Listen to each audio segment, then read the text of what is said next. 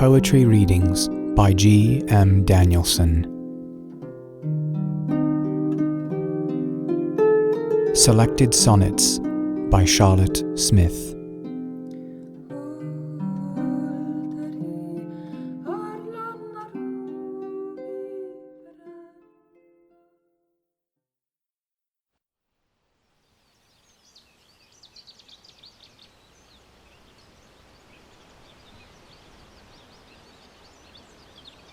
Written at the close of spring.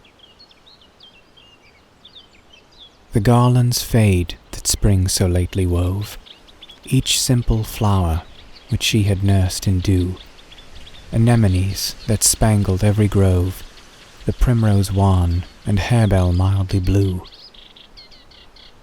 No more shall violets linger in the dell, or purple orchis variegate the plain, till spring again shall call forth every bell, and dress with humid hands her wreaths again. Ah, poor humanity! So frail, so fair are the fond visions of thy early day, till tyrant passion and corrosive care bid all thy fairy colours fade away. Another May, new buds and flowers shall spring.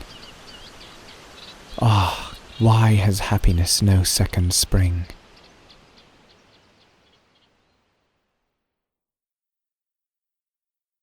Tonight. I love thee, mournful, sober-suited night, when the faint moon, yet lingering in her wane, and veiled in clouds, with pale, uncertain light hangs o'er the waters of the restless main. In deep depression sunk, the enfeebled mind will to the deaf cold elements complain, and to the embosomed grief, however vain, to sullen surges and the viewless wind.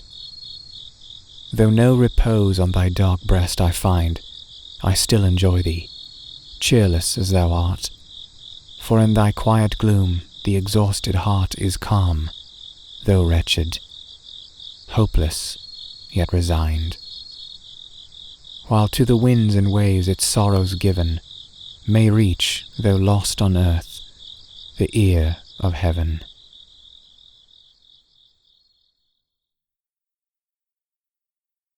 On being cautioned against walking on a headland overlooking the sea, because it was frequented by a lunatic.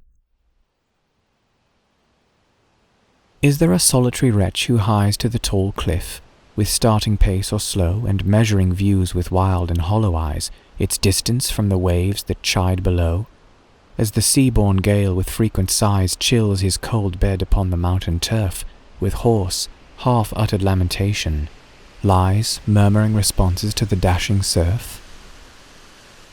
In moody sadness on the giddy brink, I see him more with envy than with fear. He has no nice felicities, that I shrink from giant horrors.